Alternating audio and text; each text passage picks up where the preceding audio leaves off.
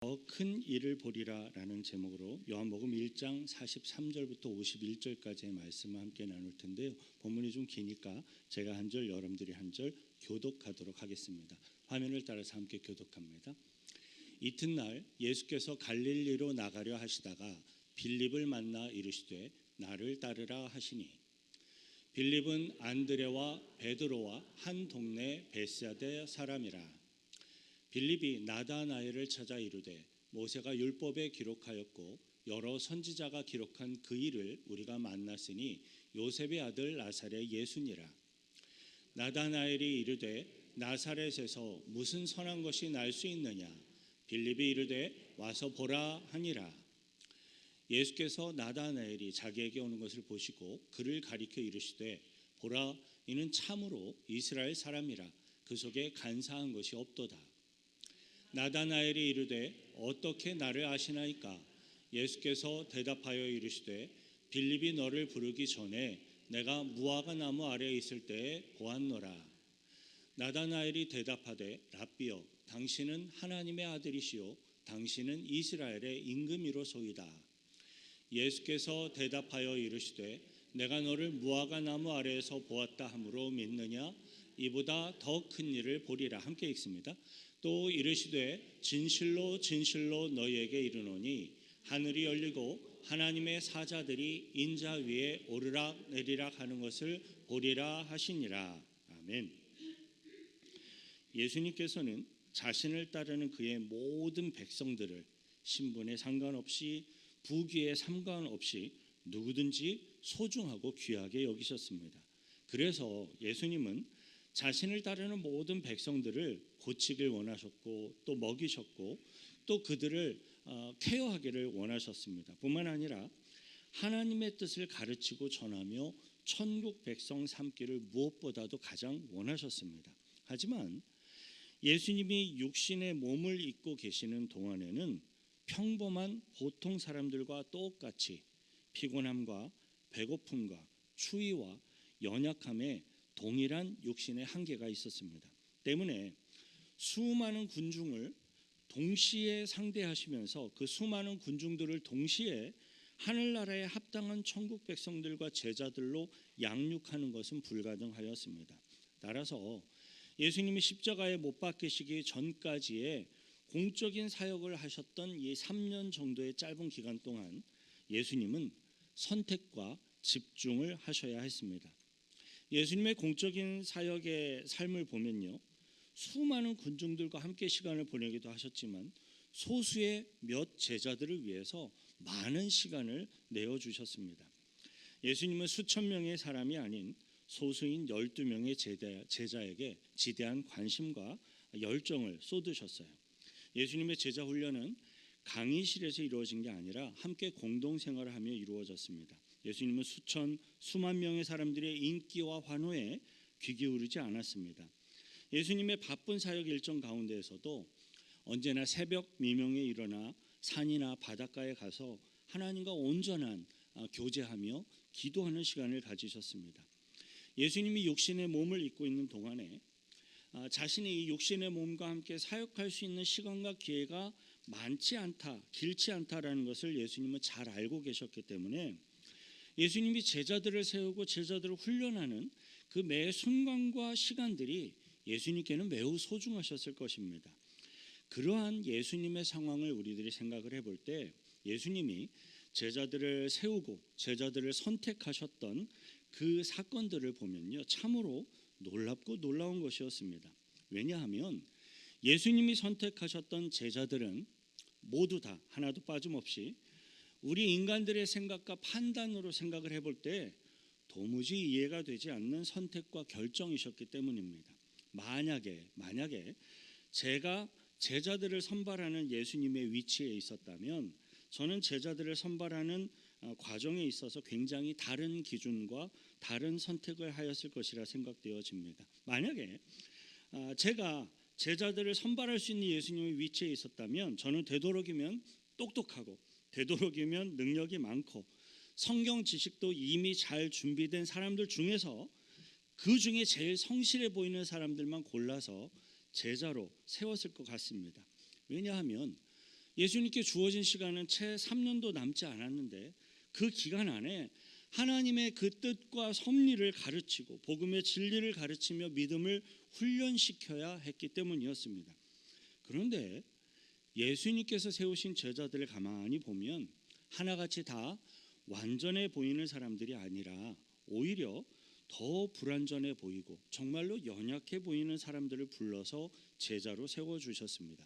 예수님께서는 능력이 많고 지식이 많고 성숙한 사람들을 불러서 제자를 삼으신 것이 아니라 오히려 더 연약하고 미숙한 사람들을 불러서 예수님의 제자로 삼으신 것이었습니다. 이러한 예수님의 모습은 정말로 저처럼 평범하고 능력이 많지 않은 사람들에게는요, 정말로 큰 힘과 어떤 희망과 위로가 되기도 합니다. 그리고 동시에 예수님께서 제자들을 선별하고 세우며 보여주신 이 모습들은 저와 여러분들에게, 우리들에게 영적으로 매우 중요한 교훈과 가르침을 주고 있습니다. 그것은 바로 복음의 일꾼들에게 있어서, 복음 사역을 증거하는 하나님의 뜻을 이루는 일꾼들에게 있어서 각 개인이 소유하고 있는 개인의 지식, 능력, 준비된 자질이 그렇게 크게 중요한 것이 전혀 아니다라는 사실입니다. 왜냐하면 모든 지식과 모든 능력과 권세는 예수 그리스도께 이미 넘치도록 충만하도록 있기 때문이었습니다. 자, 그렇다면 예수님이 선택하신 최초의 제자들에게 공통적으로 요구되는 것은 무엇이었겠습니까? 물론 가장 중요한 영적인 요소는 믿음이었습니다.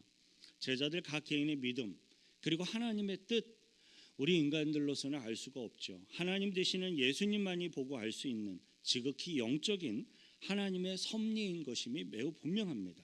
하지만 그럼에도 불구하고요, 예수님이 선별하신 이 제자들의 모습들을 통해서 우리 믿음의 성도들도 매우 쉽게 발견할 수 있는 매우 중요한 제자들의 분명한 자격 요건이 하나 더 있습니다. 그것은 바로 특별하게 자만하거나 특별하게 교만하지 않은 성품이에요. 자만하지 않은 거예요. 겸손한 거예요. 물론 죄성을 가진 우리 모든 인간들은 누구나 다 교만함을 갖고 있습니다. 조금 기분 나쁘실지 모르겠지만요, 옆에 있는 사람 한번 보십시오. 저도 교만하고요, 우리 옆에 있는 모든 분들 다 교만함을 갖고 있습니다. 우리 사람은 교만하지 않은 사람이 없습니다. 다 교만합니다. 그럼에도 불구하고 특별히 교만한 사람들이 있어요. 정말로 교만해서 도무지 다른 사람들로부터 배우려고 하지 않는 그러한 사람들이 있습니다. 예수님이 선별하신 제자들 중에는요, 특별히 교만한 사람은 없었습니다.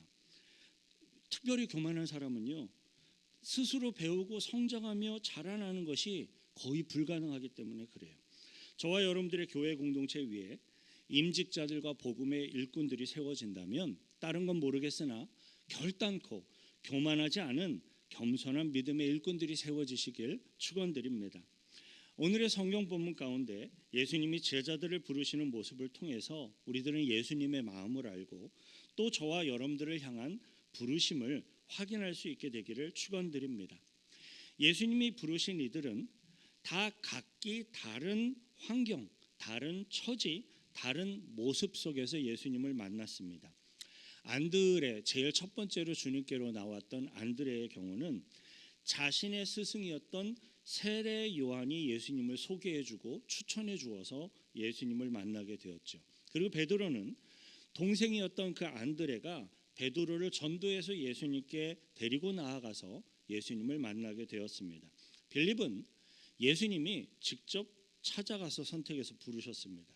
그리고 나다나엘은 친구였던 이 빌립의 소개로 예수님을 만나게 됩니다. 예수님의 각 제자들을 부르실 때 예수님의 메시지, 예수님이 말씀하신 그 말씀도 각각 다양했습니다. 안드레처럼 세례 요한으로부터 이미 충분한 훈련과 많은 요소가 준비되었던 사람에게는요, 예수님이 만나자마자 그냥 와봐라 말씀하셨습니다. 저와 여러분들의 어떤 학문, 철학, 인생관, 그것들이 사람을 구원하지 못합니다. 저와 여러분들은 다만 예수님께로 사람들을 인도할 수 있을 뿐입니다. 와보라라는 이 말은요, 매우 단순한 말이지만 사실 아주 설득력 있는 훌륭한 전도의 방법입니다. 직접 설명하기보다는 와 보십시오. 와서 직접 예수님을 만나보십시오라고 확신 있게 말하는 겁니다. 그런데 여러분, 이 말도요, 자신의 영적인 자신감이 확신이 없으면 이 말조차 함부로 할 수 없는 말입니다. 영적인 권위가 느껴지는 와 보라라는 예수님의 그 말 한마디에 안드레는 즉각 반응을 했습니다. 응답을 했습니다. 여러분, 저와 여러분들은 주님이 부르실 때에 아멘 하고 즉각적으로 응답하게 되시길 바랍니다. 안드레의 형인 베드로의 경우는 매우 특이했어요. 예수님께서 베드로를 저만치에서 만나자마자 내가 요한의 아들 시몬이니 장차 게바라 하리라 라고 예언적인 선언을 하십니다. 예수님은 우리의 현재의 모습을 보시고 긍휼히 여기실 뿐만 아니라 동시에 항상 우리들의 장차 미래의 가능성까지도 보시는 분이세요. 어떤 분들은요, 현재의 상황과 형편이 외로운 분들이 있을 수 있습니다. 절망적이거나 고달플 수도 있을 것입니다. 하지만 저와 여러분들은 우리들의 변화될 믿음의 미래와 소망의 모습을 보면서 선언하시는 예수 그리스도의 그 음성을 저와 여러분들의 믿음의 눈과 믿음의 귀로 보며 듣게 되시길 축원드립니다. 빌립을 제자로 삼는 과정에서는 예수님이 직접 찾아가셨어요. 본문 43절인데요. 다시 함께 읽습니다. 이튿날 예수께서 갈릴리로 나가려 하시다가 빌립을 만나 이르시되 나를 따르라 하시니, 43절은 예수님께서 빌립을 만나기 위해 갈릴리로 일부러 가셨다라고 해석을 할 수도 있고, 갈릴리로 가시는 도중에 우연히 혹은 의도적으로 빌립을 만났다라고 해석을 할 수도 있습니다. 하지만 어떻게 해석을 하든지 간에 결론은요, 예수님이 의도적으로 빌립을 불렀다라는 거예요. 예수님께서는 그분의 의지와 뜻 가운데서 그의 예수님의 복음의 일꾼들을 의도적으로 부르십니다. 이러한 예수님의 부르심은 저와 여러분들에게도 마찬가지입니다. 예수님께서는요, 오늘날에도 저와 여러분들을 향해서 나를 따르라, 나와 함께 가지 않겠느냐라고 초청하고 계십니다. 그런데 그 길이 화려한 길이 아니에요. 넓고 멋있는 길이 아니에요. 세상에는 수많은 넓고 화려한 멋있는 길이 있지만 예수님은 우리들에게 좁은 길을 가자라고 초청하십니다. 예수님께서 저와 여러분들에게 초청하시는 길은 좁고 비록 험난한 길이지만 예수 그리스도의 은혜를 입은 그리스도의 진정한 제자들에게는 기쁨의 길이고 축복의 길이고 영광스러운 길임을 믿습니다. 나를 쫓으라. 오늘 이 음성을 듣고 그리스도의 제자의 삶을 결단하는 저와 여러분들이 되시길 바랍니다. 오늘날의 이 세상을 보면요, 잘못된 사상, 잘못된 진리를 알고 따르는 사람이 얼마나 많은지 몰라요. 뿐만 아니라 잘못된 이단 사상, 잘못된 종교의 노예가 되어서 폐가가 다 망신하는 사람들도 있습니다. 잘못된 가치관, 잘못된 교육, 잘못된 환상, 이런 것으로 인해 수많은 사람들의 영혼이 얼마나 많이 방황하고 있는지 모릅니다.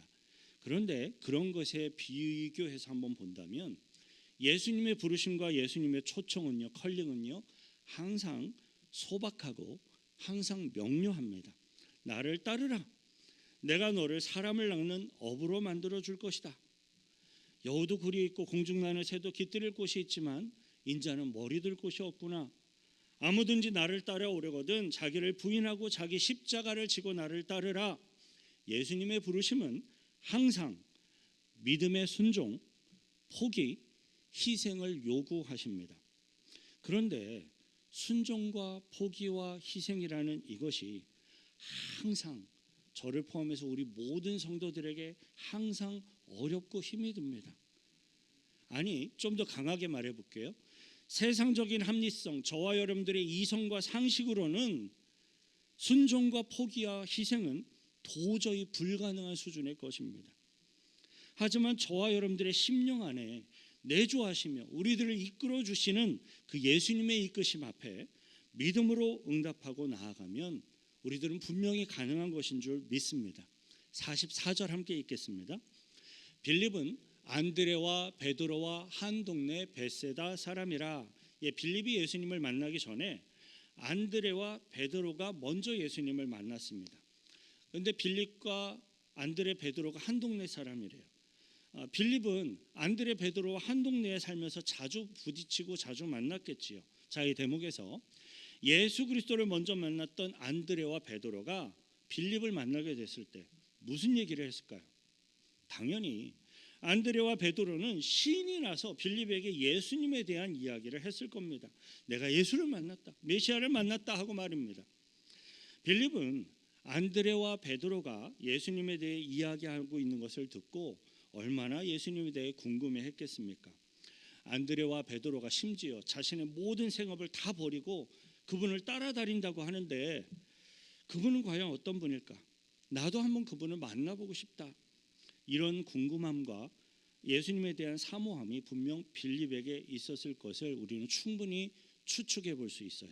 그런데 본문 43절을 보니까 갈릴리로 나아가시던 예수님이 간절한 사모함이 준비되어 있던 빌립에게 친히 찾아가서 빌립을 만나 주신 겁니다. 여러분, 예수님을 향한 간절한 사모함이 있으면 예수님을 꼭 만날 수 있게 됩니다. 하나님을 향한, 예수님을 향한 기대함과 사모함이 나에게 있다면 반드시 예수님이 찾아와서 만나 주십니다. 예수님을 향한 그러한 목마름과 사모함이 저와 여러분들의 심령 가운데 가득 채워지시길 축원드립니다. 빌립이 드디어 궁금해하며 사모하던 예수님을 만났습니다. 그리고 영원한 생명 되신 예수님을 만난 빌립은 주님을 자랑하고 이야기하지 않을 수가 없었어요. 빌립은 예수님을 만나자마자 자신의 친구인 나다나엘을 찾아가서 나다나엘에게 예수님을 소개하겠다라고 생각을 했습니다. 저는 저와 오늘 여러분들에게도 이러한 영적인 반응이 동일하게 일어나길 바랍니다. 왜냐하면 이것이 바로, 이 빌립의 모습이 바로 예수님을 만난 사람들, 하나님을 만난 사람들의 영적인 특징이고 반응이기 때문에 그래요. 빌립이 예수님을 만나자마자 그의 친구 나다나엘을 찾아가서 전도를 했습니다. 45절 함께 있습니다. 빌립이 나다나엘을 찾아 이르되 모세가 율법에 기록하였고 여러 선지자가 기록한 그 일을 우리가 만났으니 요셉의 아들 나사렛 예수니라. 빌립은 그의 친구 나다나엘에게 매우 분명하게 우리가 그를 만났다라고 말했습니다. 이 말은 그에 대해 들었거나 그에 대해 내가 좀 이해했다 이런 수준의 말과 전혀 다른 거예요. 예수님에 대한 내가 설교를 들었다, 예수님에 대해 흥미가 있다, 이런 수준의 말이 전혀 아닙니다. 빌립의 말은 우리가 예수 그리스도를 만났다라는 거예요. 빌립은 예수님을 모세가 율법책에 기록한 그분, 그리고 선지자들이 그렇게 외치고 예언하였던 바로 그분, 그리고 요셉의 아들 나사렛 예수라고 소개를 합니다. 빌립이 전도하기를 원했던 이 나다나엘의 처음 반응은요, 꽤 냉소적이었어요. 차가운 것이었어요. 46절 함께 있습니다.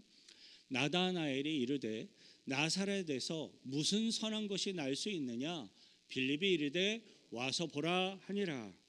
나다나엘은 무엇이든지 자신이 직접 확인하지 않고는 잘 믿으려고 하지 않는 사람으로서 진리에 대한 편견도 좀 있었고 또 자기 생각에 대한 분명한 고집이 매우 확고한 사람이었습니다.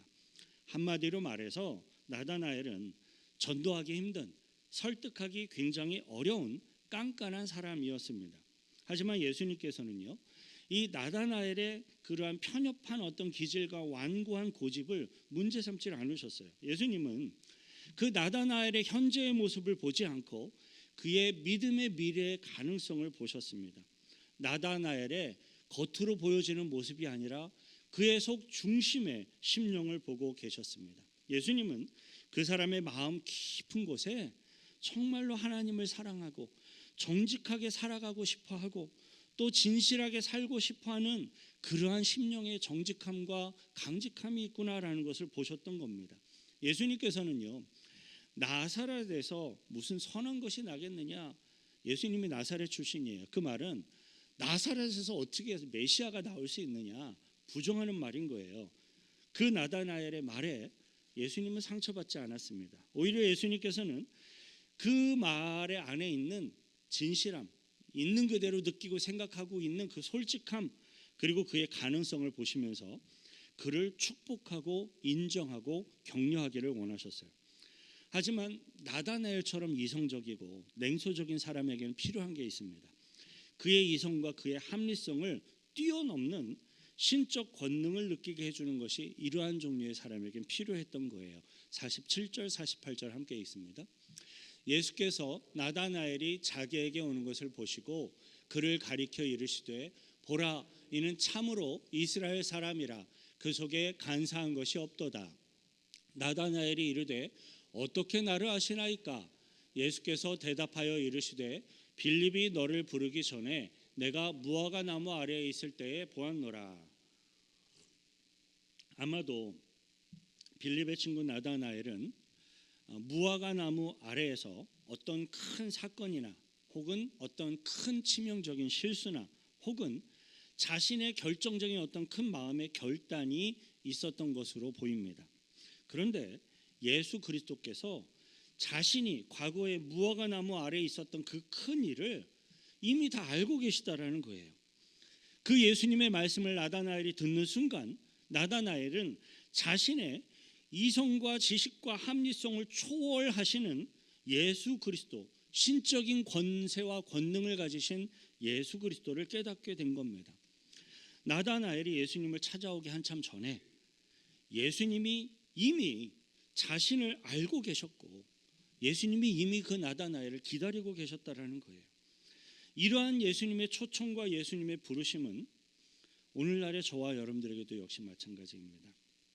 저와 여러분들이 예수 그리스도를 믿고 십자가 복음을 믿고 고백하며 구원받았기에 오늘 나와 예배를 드리고 있는 줄 믿습니다. 그런데 우리들이 구원받기 훨씬 이전부터 예수님께서는 저와 여러분들의 구원을 미리 준비하시며 계획하셨다라는 사실을 기억하십시오. 에베소서 1장 4절부터 6절 함께 읽습니다.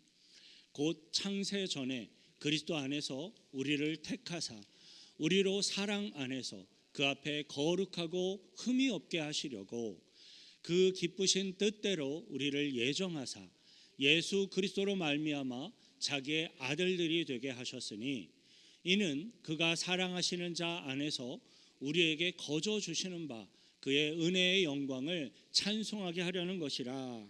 아멘. 우리가 주님께로 나아가기 전에 주님께서 우리에게 가까이 먼저 찾아오셨고 우리를 사랑해 주신 겁니다.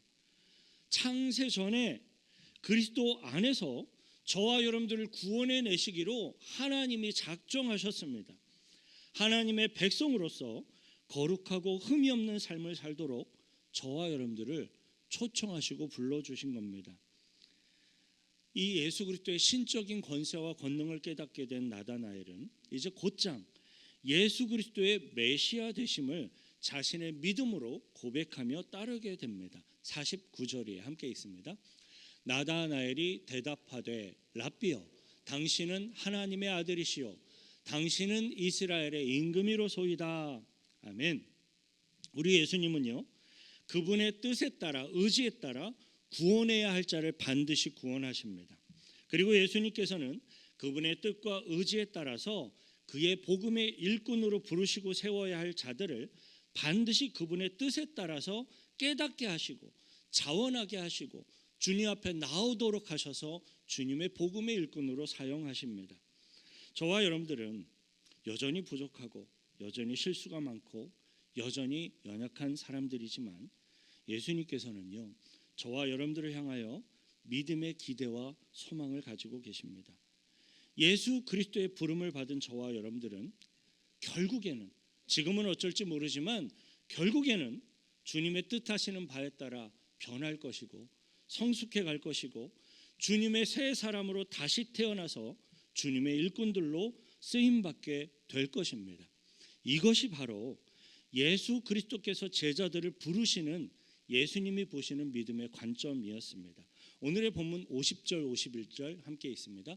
예수께서 대답하여 이르시되 내가 너를 무화과 나무 아래에서 보았다 함으로 믿느냐? 이보다 더 큰 일을 보리라. 또 이르시되 진실로 진실로 너희에게 이르노니 하늘이 열리고 하나님의 사자들이 인자 위에 오르락 내리락 하는 것을 보리라 하시니라. 아멘.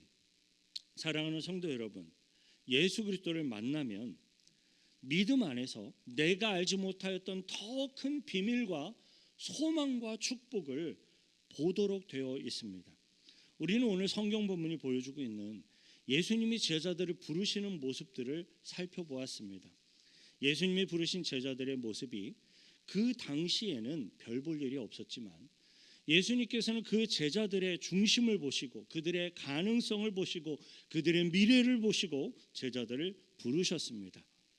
그리고 그 동일하신 똑같은 그 예수님께서 지금도 저와 여러분들을 향하여 초청하고 계십니다. 매 주일마다 단순히 이렇게 예배당에 나와서 목사의 설교를 듣고 성도들을 만나고 교제하고 가는 것만으로 안 됩니다. 저와 여러분들은 예수 그리스도를 개인적으로 만나셔야 돼요.